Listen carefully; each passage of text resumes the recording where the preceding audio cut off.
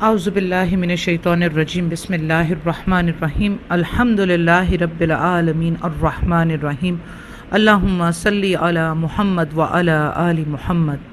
रब्बिश्रह ली सदरी व यस्सिर ली अमरी वहलुल उक़दतम मिन लिसानी यफ़क़हू क़ौली अम्मा बाद अस्सलामु अलैकुम रहमतुल्लाहि व बरकातुहू। गुज़श्ता जुम्मे की रात 13 अगस्त की रात को हमारे दो मेंबरान की गुफ्तगू ग्रुप पर हुई, मोहतरम जावेद साहब और मोहतरम यूसुफ बुखारी साहब की। मुझे गुफ्तगू में जावेद साहब की बातों से मालूम हुआ कि उनकी अपनी राय ये है कि अगर कोई भी गैर मुस्लिम अल्लाह पर, क़यामत पर ईमान लाए और नेक अमाल करे तो वो आखिरत में बेगम और बेखौफ होगा। और जावेद साहब ने इस बात की दलील कुरान की सूरह मायदा की आयत नंबर 69 से दी, जिसका तर्जुमा है कि मुसलमान, यहूदी, सितारा परस्त, नसरानी कोई हो जो अल्लाह पर, क़यामत पर ईमान लाए और नेक अमल करे, वो बेखौफ रहेगा और बिल्कुल बेगम हो जाएगा। तो जावेद साहब, मैं आपकी तवज्जो पूरे कुरान की तरफ करवाना चाहती हूँ, जिसमें अल्लाह ने इस बात को बहुत अच्छी तरह वाज़े कर दिया है कि अल्लाह पर, फ़रिश्तों पर, उसकी किताबों पर, रसूलों पर और क़यामत पर ईमान लाना नेक अमाल की पहली शर्त है। मगर जावेद साहब ने कुरान की उन आयात को फरामोश कर दिया जो इस बात का ठोस सबूत हैं कि आखिरी रसूल सल्लल्लाहु अलैहि वसल्लम समेत सारे रसूलों पर ईमान लाना नेक अमाल का ज़रूरी जुज़ है। पहले तो मैं सूरह मायदा आयत नंबर 69 की वजाहत कर दूं। ये आयत सबसे पहले किस मौके पर उतरी, ये सूरह बकरा में भी आई है। जब सैयदना सलमान फ़ारसी ने नबी सल्लल्लाहु अलैहि वसल्लम से सवाल किया कि आपकी बासत से पहले जो नेक लोग थे, अल्लाह की जो अल्लाह के इबादत गुजार थे और अपने दीन के पाबंद थे, तो उनके साथ क्या मामला होगा, जिस पर कि ये आयत उतरी जो सूरह बकरा की आयत नंबर 62 है और सूरह मायदा में आयत नंबर 69 है। और सही मुस्लिम में हदीस नंबर इंटरनेशनल नंबरिंग के मुताबिक 386 है, जो हदीस ये है जिसमें आप सल्लल्लाहु अलैहि वसल्लम फरमा रहे हैं, कसम है इस ज़ात की जिसके हाथ में मेरी जान है, मेरी इस उम्मत में जो शख्स भी मेरी बाबत सुन ले, वो यहूदी हो या ईसाई, फिर वो मुझ पर ईमान ना लाए तो वो जहन्नुम में जाएगा। मगर जावेद साहब सलमान फ़ारसी की और इस सही मुस्लिम की हदीस को हदीस होने की वजह से नहीं मानेंगे और कबूल नहीं करेंगे या कमज़ोर समझेंगे, तो मैं कुरान से ही वो आयत पेश करूँगी जिसमें तमाम रसूलों की रसालत को मानना साबित है। कुरान में बेतहाशा आयत हैं, लेकिन मैं चंद ही आपके सामने पेश करती हूँ। सूरह आले इमरान की आयत नंबर 179 है, जिसका तर्जुमा है, बिस्मिल्लाहिर्रहमानिर्रहीम, जिस हाल पर तुम हो इसी पर अल्लाह ईमान वालों को ना छोड़ देगा जब तक कि पाक और नापाक को अलग ना कर दे, और ना अल्लाह ताला ऐसा है कि तुम्हें गैब से आगाह कर दे, बल्कि अल्लाह ताला अपने रसूलों में से जिसका चाहे इंतखाब कर लेता है। इसलिए तुम अल्लाह ताला पर, इसके रसूलों पर ईमान रखो। अगर तुम ईमान लाओ और तकवा करो तो तुम्हारे लिए बड़ा भारी अजर है। ये आयत नबी करीम सल्लल्लाहु अलैहि वसल्लम से और तमाम ईमान लाने वालों से कही जा रही है कि इसके रसूलों पर ईमान रखो। इसी तरह कुरान को शुरू करते ही सूरह बकरा में आपको ये आयत 1 से 9 तक भी ये बात साबित कर देंगी कि असल अल्लाह पर और क़यामत पर ईमान लाने वाले कौन हैं। जो आयत 69 को पेश किया गया सूरह मायदा की, वो बिल्कुल शुरू में ही सूरह बकरा की आयत में मिल जाती हैं। सूरह बकरा की आयत 1 से 9 तक जब आप पढ़ेंगे तो वो बात और भी मज़ीद वाज़े हो जाएगी कि वो अल्लाह पर ईमान लाने वाले कौन लोग हैं और कौन अल्लाह पर ईमान लाने वालों में से है और कौन आखिरत में ईमान लाने वालों में से है। सूरह बकरा की आयत नंबर 1 से 9 तक पढ़ रही हूँ। आयत नंबर 1, इस किताब के अल्लाह की किताब होने में कोई शक नहीं, परहेज़गारों को राह दिखाने वाली है। आयत नंबर 2, जो लोग गैब पर ईमान लाते हैं और नमाज को कायम रखते हैं और हमारे दिए हुए माल में से खर्च करते हैं। आयत नंबर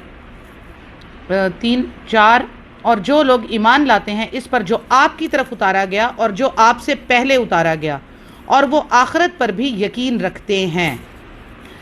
آیت نمبر 5، یہی لوگ اپنے رب کی طرف سے ہدایت پر ہیں اور یہی لوگ فلاح و نجات پانے والے ہیں۔ آیت نمبر 6، کافروں کو آپ کا ڈرانا یا نہ ڈرانا برابر ہے، یہ لوگ ایمان نہ لائیں گے۔ آیت نمبر 7، اللہ تعالیٰ نے ان کے دلوں پر، ان کے کانوں پر مہر لگا دی ہے اور ان کی آنکھوں پر پردہ ہے اور ان کے لیے بڑا عذاب ہے۔ آیت نمبر 8 جو اصل جواب ہے سورہ مائدہ آیت نمبر 69 کا، کہ بعض لوگ کہتے ہیں کہ ہم اللہ تعالیٰ پر اور قیامت کے دن پر ایمان رکھتے ہیں لیکن در حقیقت وہ ایمان والے نہیں۔ اب آپ سورہ بقرہ کی آیت نمبر 4 پڑھیں، اس میں یہی ہے، اور جو لوگ ایمان لاتے ہیں اس پر جو آپ کی طرف اتارا گیا اور جو آپ سے پہلے اتارا گیا، یعنی کہ کتاب، اور جس پر کتاب اتری ہے تو اس پیغمبر پہ بھی ایمان لانا ضروری ہے۔ ایسا تو نہیں آپ کتاب پر ایمان لیں اور جس پیغمبر پر وہ کتاب اتاری ہے اس کی رسالت کا آپ انکار کر دیں۔ اور پھر آیت نمبر سورہ بقرہ کی آیت نمبر 8 میں اللہ تعالیٰ نے کہہ دیا کہ بعض لوگ کہتے تو ہیں کہ ہم اللہ تعالیٰ پر اور قیامت کے دن پر ایمان رکھتے ہیں لیکن در حقیقت وہ ایمان والے نہیں ہیں۔ اسی طرح سورہ نساء کی آیت نمبر 153 ہے، آپ سے یہ اہل کتاب درخواست کرتے ہیں کہ آپ ان کے پاس کوئی آسمانی کتاب لائیں۔ سیدنا موسیٰ علیہ السلام سے تو انہوں نے اس سے بھی بہت بڑی درخواست کی تھی، یہ سیدنا موسیٰ بریکٹ میں ہے، ٹھیک ہے، بہت بڑی درخواست کی تھی کہ ہمیں کھلم کھلا اللہ کو دکھا دے، بس ان کے اس ظلم کے باعث ان پر کڑاکے کی بجلی آ پڑی، پھر باوجود یہ کہ ان کے پاس بہت دلیلیں پہنچ چکی تھیں انہوں نے بچڑے کو اپنا معبود بنا لیا، لیکن ہم نے یہ بھی معاف فرما دیا اور ہم نے موسیٰ کو کھلا غلبہ اور سری دلیل عنایت فرمائی۔ سورہ رعد آیت نمبر 43، یہ کافر کہتے ہیں کہ آپ اللہ کے رسول نہیں، آپ جواب دیجئے کہ مجھ میں اور تم میں اللہ گواہی دینے کے لیے کافی ہے اور وہ جس کے پاس کتاب کا علم ہے۔ ظاہری بات ہے جو قرآن پہ تو ایمان لے آئے لیکن قرآن جس پہ نازل ہوا ہے اس پر ایمان نہ لے کر آئے تو وہ کافر ہی ہوگا۔ اور جاوید صاحب، جب بخاری صاحب نے آپ سے پوچھا کہ یہود و نصارہ کا نبی صلی اللہ علیہ وسلم پر ایمان لانا ضروری ہے تو آپ نے ایک بڑی ہی نئی اور ایک بڑی عجیب سی بات لکھی۔ آپ نے جواب میں لکھا کہ رسول صلی اللہ علیہ وآلہ وسلم پر ایمان لانا مسلم کے لیے ضروری ہے، یعنی نبی صلی اللہ علیہ وسلم پر ایمان لانا مسلم کے لیے ضروری ہے۔ جاوید صاحب، میں آپ کے اس جملے کے الفاظ کے چناؤ کی داد دیتی ہوں۔ آپ نے ایسی سٹیٹمنٹ دی ہے جسے اگر ایکسیپٹ نہیں کیا جا سکتا تو اسے جھٹلایا بھی نہیں جا سکتا کہ محمد صلی اللہ علیہ وسلم پر ایمان لانا مسلم کے لیے ضروری ہے، تو یہ بات تو بالکل صحیح ہے، کیونکہ جب غیر مسلم کلمے کی شہادت دے گا تو پھر وہ مسلم ہو جائے گا، اور جب مسلم ہو جائے گا تو اللہ کی توحید اور نبی صلی اللہ علیہ وسلم کی رسالت پر ایمان لانا ضروری ہے۔ لیکن جاوید صاحب، قرآن اللہ کا کلام ہے اور پوری انسانیت کے لیے ہے، اور قرآن جس پر نازل ہوا ہے وہ رسول بھی ساری انسانیت کے لیے بھیجا گیا ہے، اور ساری انسانیت کو کہا جا رہا ہے سورہ اعراف آیت نمبر 158، اور اس آیت میں مسلمانوں کو نہیں مخاطب کیا جا رہا بلکہ اس میں لفظ قل یا ایھا الناس کے ہیں، اے لوگوں۔ تو سورہ اعراف کی آیت نمبر 158 ہے جس کا ترجمہ ہے، آپ صلی اللہ علیہ وسلم کہہ دیجئے کہ اے لوگوں، میں تم سب کی طرف اس اللہ تعالیٰ کا بھیجا ہوا ہوں جس کی بادشاہی تمام آسمانوں اور زمین میں ہے، اس کے سوا کوئی عبادت کے لائق نہیں، وہی زندگی دیتا ہے، وہی موت دیتا ہے، سو اللہ تعالیٰ پر ایمان لاؤ اور اس کے نبی امی پر جو کہ اللہ تعالیٰ پر اور اس کے احکام پر ایمان رکھتے ہیں اور ان کا اتباع کرو تاکہ تم راہ پر آ جاؤ۔ اس آیت میں کہے سو اللہ تعالیٰ پر ایمان لاؤ اور اس کے نبی امی پر، ٹھیک ہے، اور اس میں کیا کہا ہے، اے لوگوں۔ اور جاوید صاحب، جن یہود و نصارہ کو آپ محمد صلی اللہ علیہ وسلم کی رسالت کا مکلف نہیں سمجھتے ان کے لیے قرآن حجت تمام کر رہا ہے، سورہ اعراف آیت نمبر 157۔ اسی آیت میں اللہ تعالیٰ نے بتا دیا کہ وہ یہود و نصارہ کون سے ہیں جو نبی صلی اللہ علیہ وسلم کی صفات کو جان چکے ہیں۔ وہ ہیں وہ یہود و نصارہ جو اللہ کے غضب سے بے خوف ہوں گے، بے غم ہوں گے. تو ان کا بھی بتا دیا قرآن نے.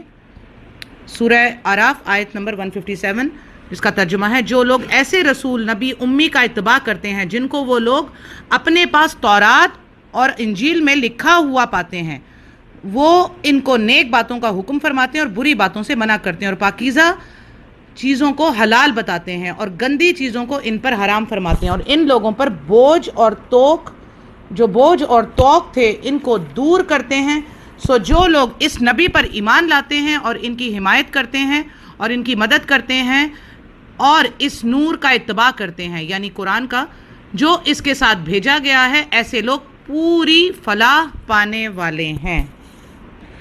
اور جاوید صاحب، جن نصارہ کو آپ محمد صلی اللہ علیہ وسلم کی رسالت کو ماننے سے بری الذمہ سمجھ رہے ہیں، قرآن ان پر 1450 سال پہلے ہی حجت تمام کر چکا.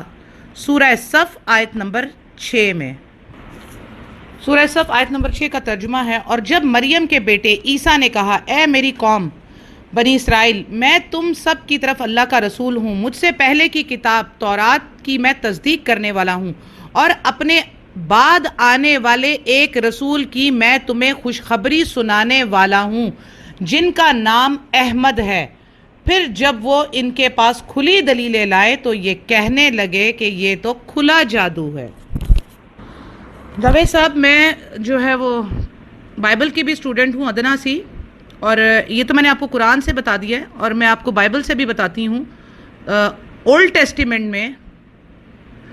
نبی صلی اللہ علیہ وسلم کی پیشن گوئی تورات میں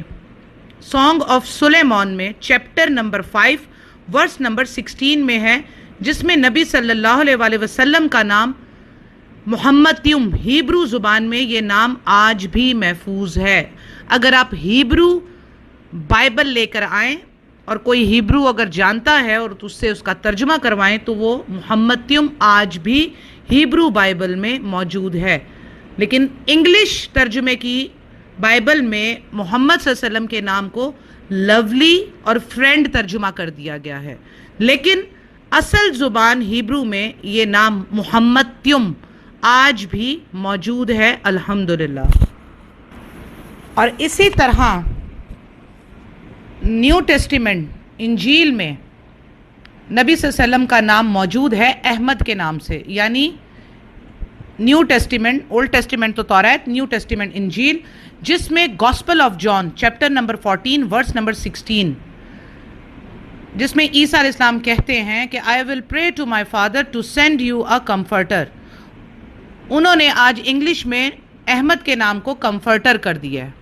تو آج احمد نام موجود ہے گریک زبان میں، اس میں عبرانی زبان میں موجود ہے، اور گریک زبان میں کمفرٹر موجود ہے انگلش ترجمے میں، لیکن گریک زبان میں احمد نام آج بھی بائبل میں موجود ہے، الحمدللہ. اسی طرح گاسپل آف جان میں چیپٹر 15 اور ورس نمبر 26 میں بھی ہے، when I pray to my father to send you a comforter, and when he send you a comforter, he will abide with you forever. اس میں بھی انہوں نے احمد کے نام کو انگلش میں کمفرٹر کیا، لیکن گریک زبان میں احمد نام آج بھی موجود ہے، الحمدللہ. مگر جاوید صاحب، آپ نے سورہ مائدہ کی آیت نمبر 69 سے یہ رزلٹ نکالا کہ یہود و نصارہ صرف اللہ اور روز آخرت اور نیک اعمال کی وجہ سے بچ نکلیں گے،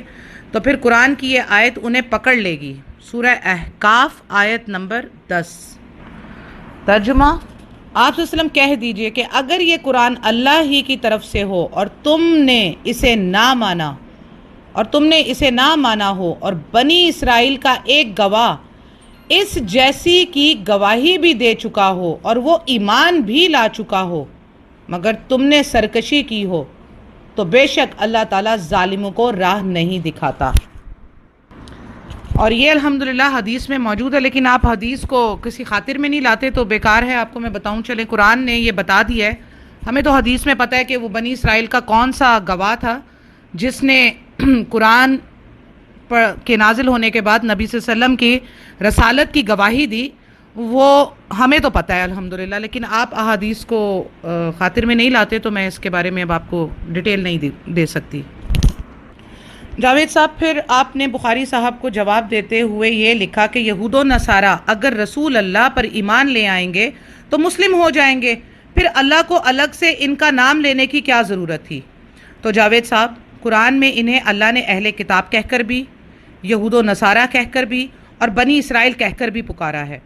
تاکہ جیسے یہ مکار تھے، یہ جس بھی پہچان کو یہ ایکسیپٹ کریں، اس کو سمجھنا چاہیں تو اپنے نام سے اس بات کو سمجھ لیں۔ اس لیے اللہ تعالیٰ نے ان کو ان سارے ناموں سے پکارا۔ اور آپ یہ اچھی طرح جانتے ہیں کہ بنی اسرائیل قرآن میں آیا ہے، اور یہودیوں نے اپنا نام خود یہودا رکھا، اللہ تعالیٰ نے ان کو یہ نام نہیں دیا تھا۔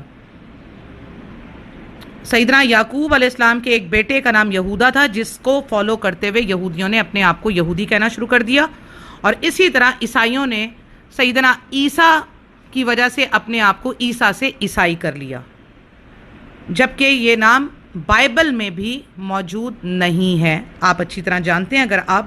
بائبل کے اسٹوڈنٹ ہیں، لیکن ظاہری سی بات ہے اللہ تعالیٰ نے ان کو انہی ناموں سے پکارا، مختلف کہیں یہود و نصارہ، کہیں اہل کتاب، کہیں پر بنی اسرائیل، کیونکہ جن ناموں سے یہ اپنے آپ کی پہچان کرواتے تھے تو اللہ سبحانہ تعالیٰ نے بھی انہی ناموں سے ان کو پکارا، اس میں کوئی بڑی بات نہیں ہے۔ باقی آپ نے یہ جو کہا کہ اگر یہود و نصارہ رسول اللہ پر ایمان لے آئیں تو وہ مسلم ہو جائیں گے، تو جاوید صاحب، قرآن انہیں یہی تو دعوت دے رہا ہے کہ مسلم ہو جاؤ، کیونکہ جنہیں تم اپنے باپ دادا کہتے ہو وہ بھی مسلم تھے۔ یعنی کون؟ کسے باپ دادا کہتے ہیں یہ؟ جی بالکل آپ صحیح سمجھے، سیدنا ابراہیم علیہ السلام۔ تو قرآن کہہ رہا ہے کہ وہ بھی مسلم تھے۔ سورہ بقرہ آیت نمبر 140، سورہ بقرہ آیت نمبر 140 کا ترجمہ ہے، کیا تم کہتے ہو کہ ابراہیم اور اسماعیل اور اسحاق اور یعقوب علیہ السلام اور ان کی اولاد یہودی یا نصرانی تھے؟ کہہ دو کیا تم زیادہ جانتے ہو یا اللہ تعالیٰ؟ اللہ کے پاس شہادت چھپانے والے سے زیادہ ظالم اور کون ہے، اور اللہ تمہارے کاموں سے غافل نہیں۔ اور پھر آل عمران کی آیت نمبر 67 اور 68 میں تو صاف بتا دیا کہ سیدنا ابراہیم علیہ السلام یہودی تھے، عیسائی تھے یا کون تھے؟ آیت نمبر بقرہ میں آیت نمبر 140 میں تو بتا دیا نا کہ نہ وہ یہودی تھے نہ نصرانی تھے، لیکن اب آل عمران کی آیت نمبر 67 اور 68 میں اور بات کھل کے واضح ہو جائے گی کہ سیدنا ابراہیم کون تھے۔ آیت نمبر 67 کا ترجمہ ہے، ابراہیم نہ تو یہودی تھے نہ نصرانی تھے، یعنی کہ نہ تو یہودی تھے نہ عیسائی تھے، بلکہ وہ یک طرفہ خالص مسلمان تھے، وہ مشرک بھی نہ تھے۔ ٹھیک ہے، اب یہاں مسلمان کا آپ کہیں گے کہ جی مسلمان کا ترجمہ تو فرما بردار ہے اور جو ہے وہ تابع ہونا، تو بالکل یہی تو ہے مسلمان کا مطلب۔ تو مسلمان وہی ہوگا جو فرما بردار ہوگا اللہ کا اور اپنے رسول صلی اللہ علیہ وآلہ وسلم کا، ٹھیک ہے نا، اور آج کے دور میں ان کی احادیث، ان کی سنت کا، تو اسی کو مسلمان کہتے ہیں۔ تو جو حضرت سیدنا ابراہیم علیہ السلام تھے، قرآن کہہ رہے ہیں نہ تو وہ یہودی تھے نہ نصرانی تھے، وہ مسلم تھے۔ اور آیت نمبر 68 کا ترجمہ ہے، سب لوگوں سے زیادہ ابراہیم سے نزدیک تر وہ لوگ ہیں جنہوں نے ان کا کہا مانا، اور یہ نبی یعنی نبی صلی اللہ علیہ وسلم اور جو لوگ ایمان لائے، مومنوں کا ولی اور سہارا اللہ ہی ہے۔ جاوید صاحب، اب تو ایک بچے کو بھی یہ واضح ہو جائے گا کہ وہ آیت سورہ مائدہ کی آیت نمبر 69 ان لوگوں کے لیے، ان یہودیوں، ان عیسائیوں، ان کے لیے تھی جو نبی صلی اللہ علیہ وسلم سے بعثت کے پہلے کے تھے، اور نبی صلی اللہ علیہ وسلم جب رسالت لے کر آ گئے تو یہ قرآن لے کر آئے، اور پھر قرآن میں اللہ تعالیٰ نے بتا دیا کہ کون ہے یہودی اور کون ہے عیسائی، اور جس کو وہ اپنا باپ دادا کہتے ہیں وہ کون تھے۔ یہ دیکھیے بات بالکل کلیئر ہو گئی۔ پھر جاوید صاحب، آپ نے ایک آیت کا ذکر کرتے ہوئے لکھا کہ یہودی کہتے ہیں کہ ہمارے علاوہ کوئی جنت میں نہ جائے گا، اور ان سے پوچھو کیا اللہ نے تمہیں کوئی اقرار نامہ لکھ دیا ہے؟ یہ آیت لکھ کر آپ نے ساتھ ہی اپنی طرف سے یہ جملہ بھی لکھا کہ اور مسلمان بھی یہی کہتے ہیں کہ ہمارے علاوہ جنت میں کوئی نہیں جائے گا، جس پر آپ سے بخاری صاحب پوچھتے رہے کہ آپ نے یہ آیت میں کہاں لکھا ہے، آپ کو پیش کریں، لیکن آپ نے اس کا کوئی جواب نہیں دیا۔ لیکن جاوید صاحب، میرا ایک معصومانہ سوال ہے آپ سے کہ آپ ایک طرف تو یہودیوں کو سیدنا عیسیٰ اور محمد صلی اللہ علیہ وسلم کی رسالت پر ایمان نہ لانے کے باوجود آخرت میں کامیاب سمجھتے ہیں، نصارہ کو عیسیٰ علیہ السلام کو اللہ کا بیٹا سمجھنے اور انجیل میں محمد صلی اللہ علیہ وسلم کی پیشن گوئی کو مسترد کرنے کے باوجود آخرت میں کامیاب سمجھتے ہیں، ستارہ پرست بھی کامیاب ہیں آپ کے سامنے، مگر مسلمانوں کے لیے آپ کا کوئی حسن ظن نہیں۔ جاوید صاحب، قرآن پر ایمان لانے والا، اس کی تفسیر میں ملاوٹ نہ کرنے والا اور خالص قرآن و حدیث پر ایمان لا کر عمل کرنے والا اور عمل کر کے آگے پہنچانے والا ہی اصل مسلمان ہے، جس کا مطلب مسلم کا مطلب ہے فرما بردار، وہی اصل مسلمان ہے۔ کلمہ شہادت کی گواہی دینے والا شناختی کارڈ اور پاسپورٹ پر تو مسلمان ہو جائے گا، مگر اپنے اعمال نامے میں وہ مسلمان ہرگز نہیں ہوگا۔ پھر جاوید صاحب، آپ نے یہ بھی لکھا کہ یہود و نصارہ، اچھا ہاں، یہ لکھا کہ ان یہود و نصارہ میں بھی ایسے ہیں جو اپنے رب کے سامنے راتوں کو گڑ گڑاتے ہیں، اللہ ان کا اجر ہرگز ضائع نہیں کرے گا، یہ بھی آپ نے لکھا۔ تو بالکل صحیح ہے، لیکن آدھی بات لکھی نا آپ نے۔ میں آپ کو اس کی پوری بات بتاتی ہوں کہ وہ کون سے یہود و نصارہ ہیں جو اللہ کے سامنے گڑ گڑاتے ہیں اور اللہ ان کا اجر ضائع نہیں کرے گا، یہ میں آپ کو بتاتی ہوں۔ کیونکہ آل عمران آیت نمبر 110 میں اللہ تعالیٰ نے فرمایا کہ ان میں یہود و نصارہ یعنی اہل کتاب میں ایمان والے بھی ہیں لیکن اکثر فاسق ہیں، ٹھیک ہے؟ لیکن اللہ تعالیٰ نے ان کو یہود و نصارہ نہیں کہا، بلکہ کہا آل عمران کی آیت نمبر 199 میں، یقیناً اہل کتاب میں سے بعض ایسے بھی ہیں جو اللہ تعالیٰ پر ایمان لاتے ہیں اور تمہاری طرف جو اتارا گیا اور ان کی جانب جو نازل ہوا اس پر بھی اللہ تعالیٰ سے ڈرتے ہیں اور اللہ کی آیتوں کو تھوڑی تھوڑی قیمت پر بیچتے بھی نہیں، ان کا بدلہ اللہ کے رب کے پاس ہے، یقیناً اللہ جلد حساب لینے والا ہے۔ ہو گئی کلیئر بات بخاری صاحب؟ جاوید صاحب، ہو گئی بات کلیئر؟ یہ ہے آل عمران میں 199 اہل کتاب میں سے وہ ہیں ایمان والے جو اللہ تعالیٰ پر ایمان لاتے ہیں اور جو تمہاری طرف اتارا گیا یعنی قرآن، اس پر بھی ایمان لاتے ہیں، اور جو ان کی طرف اتارا، جو ان کی کتابیں اتاری، ان پر بھی ایمان لاتے ہیں۔ تو یہ ہے وہ جو اپنے رب کے سامنے راتوں کو گڑ گڑاتے ہیں، وہ دوسرے والے نہیں ہیں جو نبی صلی اللہ علیہ وسلم کی رسالت کا انکار کر رہے ہیں۔ اللہ اس میں سورہ آل عمران میں 199 میں بتا دیا نا کہ جو آپ پر اتارا گیا ہے اس پر بھی ایمان لاتے ہیں، تو جو آپ پر اتارا گیا ہے وہ آپ کی رسالت کا سب سے بڑا ثبوت ہے، یعنی قرآن۔ اور مزید بھی وضاحت اس آیت سے ہو جاتی ہے سورہ آل عمران کی آیت نمبر 52، مگر جب حضرت عیسیٰ علیہ السلام نے ان کا کفر محسوس کر لیا تو کہنے لگے اللہ تعالیٰ کی راہ میں میری مدد کرنے والا کون کون ہے؟ حواریوں نے جواب دیا کہ ہم اللہ تعالیٰ کی راہ کے مددگار ہیں، ہم اللہ تعالیٰ پر ایمان لائے اور آپ گواہ رہیے کہ ہم تابع دار ہیں، ٹھیک ہے؟ بِأَنَّا مُسْلِمُون، یہاں پر بھی حواریوں کو اللہ تعالیٰ نے، آپ یہ دیکھیں اللہ تعالیٰ کی حکمت، جہاں وہ یہود و نصارہ استعمال کرتا ہے لفظ، کہیں وہ اہل کتاب، کہیں وہ مسلمون، یہاں پر اللہ تعالیٰ نے یہود و نصارہ کو نہیں کہا، یہود و نصارہ نہیں کہا سیدنا عیسیٰ کے ساتھیوں کو، حواریوں استعمال کیا، اور ان کے لیے کہا کہ انہوں نے یہ جواب دیا کہ آپ گواہ ہیں کہ ہم مسلمون ہیں، ہم مسلم ہیں،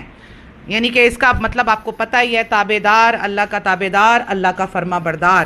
جی یہی ہے مسلم کا مطلب۔ جاوید صاحب، اگر آپ دانستہ طور پر سورہ مائدہ کی آیت نمبر 69 سے غیر مسلموں کو جنت کی ٹکٹ دینا شروع کریں گے تو پھر آپ کو قادیانیوں کو بھی جنت کی ٹکٹ دینا چاہیے، کیونکہ قادیانی بھی اللہ کو مانتے ہیں، قیامت کو مانتے ہیں اور نیک اعمال بھی کرتے ہیں، نماز روزہ زکوٰۃ بھی ادا کرتے ہیں، یہ تو یہود و نصارہ بھی نہیں کرتے لیکن وہ تو کرتے ہیں، اور وہ یہود و نصارہ کی طرح کلی طور پر نبی صلی اللہ علیہ وسلم کی رسالت کا انکار نہیں کرتے، بلکہ وہ نبی صلی اللہ علیہ وسلم کو آخری رسول نہیں مانتے، پر نبی صلی اللہ علیہ وسلم کو وہ نبی صلی اللہ علیہ وسلم کو آخری نبی مانتے ہیں۔ تو پھر کیا ہم بدترین کفریہ عقیدہ رکھنے والے کافر قادیانیوں کو سورہ مائدہ کی آیت نمبر 69 میں شامل سمجھیں؟ ہرگز نہیں، بلکہ جو قادیانیوں کو مسلم سمجھے گا تو وہ اپنے ایمان سے ہاتھ دھو بیٹھے گا، جبکہ قادیانیوں کی کتاب بھی قرآن ہے اور ان میں قرآن کے حافظ بھی موجود ہیں جو بڑا قرآن کو جو ہے وہ رٹی رٹائی زبان سے پڑھتے ہیں، سناتے ہیں۔ اب یہ بتائیے کہ کیا آپ قادیانیوں کو بھی سمجھتے ہیں؟ اس کا جواب ضرور دیجئے گا تاکہ بات کلیئر ہو اور کھل کر ہو اور سیدھی ہو اور کھری ہو اور حق سچ کی ہو، کیونکہ وہ اللہ کو بھی مانتے ہیں، قیامت کو بھی مانتے ہیں، نماز بھی پڑھتے ہیں، ان کی کتاب بھی قرآن ہے، اس کے حافظ بھی ہیں، سب کچھ ہیں، لیکن جو حرکت انہوں نے کی ہے اس کو کل جہان جانتا ہے، تو کیا وہ بھی آخرت میں بے غم ہوں گے؟ جاوید صاحب، اسی طرح آپ کے ایک جملے نے بہت سارے سوال کھڑے کر دیے ہیں، جو آپ نے یہ کہا کہ رسول اللہ پر ایمان لانا مسلم کے لیے ضروری ہے، تو اس طرح تو پھر ہر غیر مسلم قرآن سے بھی آزاد کر دیا آپ نے، اور نبی صلی اللہ علیہ وسلم کی رسالت سے بھی آپ نے آزاد کر دیا، تمام صحابہ کی تبلیغ بھی بے معنی، اور آپ کے اور میرے باپ داداؤں کو بھی نبی صلی اللہ علیہ وسلم کی رسالت کا اقرار ضروری نہیں تھا، کیونکہ ہمارے بھی تو باپ دادا جو ہے وہ تبلیغ کے ذریعے سے ہی اسلام لائے، میرے تو کم از کم لائے ہیں، کسی اور کے لائے نہ ہوں، میرے باپ دادا نبی صلی اللہ علیہ وسلم کے پاس سے جو ہے وہ بیعت کر کے تو آئے نہیں تھے، کوئی تھا، کوئی تھا، تو ہمارے باپ دادا نے بھی جو نبی صلی اللہ علیہ وسلم کی رسالت کا اقرار کیا وہ بھی ضروری نہیں تھا، مگر چلیں شکر ہے میرے باپ دادا نے تو نبی صلی اللہ علیہ وسلم کی رسالت کا اقرار کیا ہے، انہوں نے کلمہ پڑھا تھا پورا، چلیں انہیں کسی صحیح عقیدہ نے تبلیغ کی ہوگی، یہ الحمدللہ اس پہ شکر ادا کروں گی کہ کسی صحیح نے تبلیغ کی، جس نے نبی صلی اللہ علیہ وسلم کی رسالت سمجھائی تھی انہیں، تبھی آج ہم بھی ان کی رسالت پر الحمدللہ قائم ہیں اور ان کی رسالت کو پوری دنیا پر قائم کریں گے انشاءاللہ تعالی۔ ویسے جاوید صاحب، اگر آج شیخ احمد دیدات صاحب زندہ ہوتے نا اور وہ آپ کی ذاتی رائے جان جاتے تو ضرور حیران، پریشان نہیں بلکہ مزید حیران ہوتے، کیونکہ آپ نے ان کی 40 سالہ آپ نے ان کی 40 سالہ محنت کو بھی مشکوک کر دیا، جو انہوں نے یہود و نصارہ کے چوٹی کے پادریوں کو شکست دینے میں کی، اور انہیں انہی کی کتابوں سے رسالت کا قائل کیا، انہی کی کتابوں سے، مزے کی بات ہے الحمدللہ۔ جبکہ شیخ احمد دیدات صاحب کوئی حافظ قرآن نہیں تھے، 6 کلاسیں 6 سٹینڈرڈ پاس تھے، 6 کلاسیں پڑھی ہوئی تھیں، حافظ قرآن بھی نہیں تھے، کیونکہ قرآن کے حفظ کر لینے سے ہدایت نہیں ملتی، یہ بڑے بڑے حافظ ہیں جو مدرسوں کے اندر چھوٹے چھوٹے بچوں کا ریپ کرتے ہیں، یہ بھی حافظ ہیں، حافظ ہونے سے کچھ نہیں ہوتا، اصل ہوتا ہے اپنے دماغ کا استعمال، قرآن کے اندر اپنے دماغ کا استعمال جو ہے نا وہ کرنا پڑتا ہے، غور و فکر کرنا پڑتا ہے، اور اپنے دماغ میں سے سارے علماء کو باہر نکالنا پڑتا ہے، سب کو نکال کر پھر جو ہے وہ قرآن کو سمجھنا پڑتا ہے۔ بہت فکر کی بات ہے، اگر کوئی بھی علم والے کسی غیر مسلم کو قرآن سے دعوت دے رہے ہیں اور انہیں نبی صلی اللہ علیہ وسلم کی رسالت کی شرط پورے قرآن سے بیان کرنے کی بجائے سورہ مائدہ کی آیت نمبر 69 سے مطمئن کر رہے ہیں، تو پھر وہ غیر مسلم قصوروار نہیں ہوں گے، بلکہ وہ علم والے اللہ کو جواب دہ ہوں گے، کیونکہ جب لوگ قرآن کو مستند احادیث چھوڑ کر اپنی عقل و فہم سے سمجھیں گے تو پھر پرویزیت، قادیانیت اور غامدیت عمل میں آئے گی۔ آج ان مسلمانوں سے گلہ ہے جنہوں نے قرآن کو سمجھنے والی مستند احادیث کو چھوڑ دیا، اور ان میں سے کچھ مسلمانوں نے ضعیف احادیث کو پکڑ لیا، کچھ مسلمانوں نے اپنے اپنے فرقے کو ثابت کرنے والی احادیث کا استعمال کر لیا، کچھ نے من گھڑت حدیثوں کو دین بنا لیا، اور کئی سالوں سے یہ رواج بن گیا کہ احادیث کو دین سے ہی نکال کر باہر کر دیا جائے۔ اور اب ہر دوسرا شخص قرآن کو اپنی عقل و فہم پر سمجھ کر اپنے حق ہونے کا دعویٰ کر رہا ہے۔ مگر یاد رہے، قرآن میں جو بھی اپنے عقیدے کو داخل کرنے کی کوشش کرے گا تو قرآن اپنی حفاظت خود کرتا ہے۔ اللہ نے کہا ہم نے اسے نازل کیا ہے اور ہم ہی اس کی حفاظت کرتے ہیں۔ تو قرآن میں جو بھی اپنا عقیدہ داخل کرے گا، چاہے وہ کوئی بھی ہو، بریلوی ہو، دیوبندی ہو، وہابی ہو، شیعہ ہو، سنی ہو، انکار حدیث ہو، اہل قرآن ہو، مزاج قرآن ہو، کوئی بھی ہو، جو بھی اپنا عقیدہ قرآن میں ڈالنے کی کوشش کرے گا، قرآن اسے پکڑ لے گا اور اسے ایکسپوز کرے گا، کیونکہ قرآن کا نازل کرنے والا ہی قرآن کا محافظ ہے۔ کل امت مسلمہ کا، چاہے وہ بریلوی ہو، دیوبندی ہو، اہل حدیث ہو، وہابی ہو، شیعہ ہو، سنی ہو، سب کا یہ ایمان ہے کہ یہ قرآن تمام انسانیت کے لیے ہے، اور یہ قرآن جس رسول صلی اللہ علیہ وآلہ وسلم پر نازل ہوا تو وہ رسول محمد صلی اللہ علیہ وسلم کی رسالت بھی تمام انسانیت کے لیے قبول کرنا لازمی ہے۔ اسی ٹاپک پر میں نے ابھی مجھے آمد ہوئی اور میں نے ایک شعر لکھا، عجب قصہ ہے لوگوں کے سمجھنے کا قرآن کو، عجب قصہ ہے لوگوں کے سمجھنے کا قرآن کو، نازل ہوا جس پر قرآن چھوڑ دیا اسی برہان کو۔ جاوید صاحب، میرے لیے یہ ٹاپک ڈسکس کرنا بہت ضروری تھا۔ میرے ماں باپ کو اگر کوئی گالی دے دیتا تو شاید میں برداشت کر جاتی، لیکن اگر نبی صلی اللہ علیہ وسلم کی رسالت کے اوپر ایسی بات کی جائے گی اور قرآن سے ہی آیت نکال کے کی جائے گی تو میں مر جاؤں گی۔ میں اس کا جواب ضرور دیتی، اور یہ میرا ایمان کا حصہ ہے کہ میں اس کی جواب دوں۔ کسی اور مسلمان کو کوئی فرق نہیں پڑتا، کسی نے اس بات کا نوٹس بھی نہیں لیا، لیکن مجھے بہت فرق پڑتا ہے، سوائے میرے علاوہ 2 اور لوگوں نے نوٹس لیا۔ اللہ تعالیٰ ان کا ایمان سلامت رکھے، اللہ ان کا ایمان مزید بڑھائے۔ میں اپنی بات قرآن کی ان آیات پر ختم کرتی ہوں۔ سورہ آل عمران کی آیت نمبر 19، جس کا ترجمہ ہے، بے شک اللہ تعالیٰ کے نزدیک دین اسلام ہی ہے، اور اہل کتاب نے اپنے پاس علم آ جانے کے بعد آپس کی سرکشی اور حسد کی بنا پر ہی اختلاف کیا ہے، اور اللہ تعالیٰ کی آیتوں کے ساتھ جو بھی کفر کرے اللہ تعالیٰ اس کا جلد حساب لینے والا ہے۔ اور سورہ آل عمران کی آیت نمبر 85، جس کا ترجمہ ہے، جو شخص اسلام کے سوا اور دین تلاش کرے اس کا دین قبول نہ کیا جائے گا، اور وہ آخرت میں نقصان پانے والوں میں سے ہوگا۔ یہ مزید سورہ مائدہ کی آیت نمبر 69 کو کلیئر کر دیتی ہے